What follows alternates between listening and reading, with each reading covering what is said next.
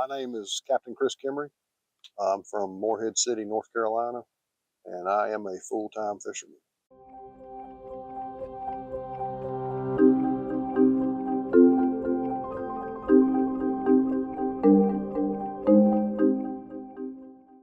I charter fish the majority of the year, but I do still commercial fish some.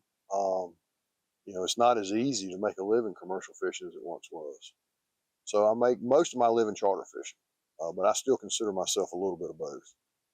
So my family on both sides, my mother and my father's side, has recreational and commercial fishermen in it. We didn't grow up playing golf and watching ball games. That's not what we did. My heritage in fishing is probably as much genetic as it is learned behavior.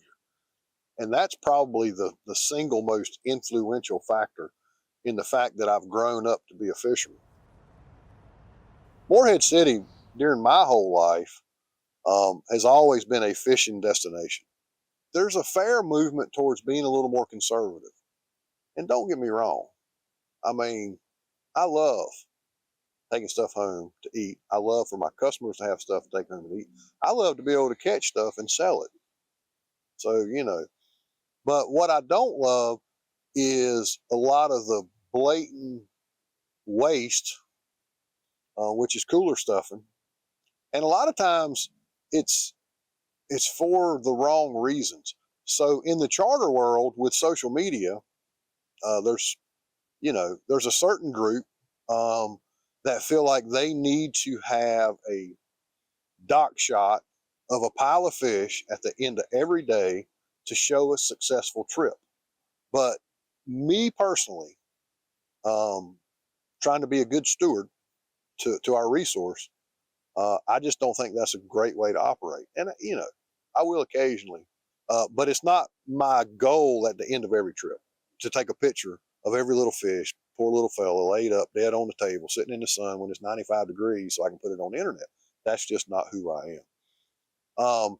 And stuff like that is one of the reasons that I got involved in fisheries management like I have, because I want to understand both sides. During my lifetime, I've seen some huge changes in management, state and federal stuff. And instead of just hearing through the rumor mill what happened and why it happened, I wanted to know what happened and why it happened. So for South Atlantic, I'm on the Snapper Grouper Advisory Panel. I'm actually on my second term. I completed one and they put me up for another term, which I was pretty happy about because I enjoy the meetings, I enjoy the people, I enjoy learning what I learn. I didn't get on the advisory panel expecting to make some huge change. It's not really what the advisory panel is for, and I don't know if anybody on the advisory panel could make a huge change. But you are able to make a small contribution, and you are able to learn about the things that are happening and why. Whenever I'm afforded the opportunity, I try to pass that along to other people. A lot of times I'm not as well versed as I wish I was because it's so much information.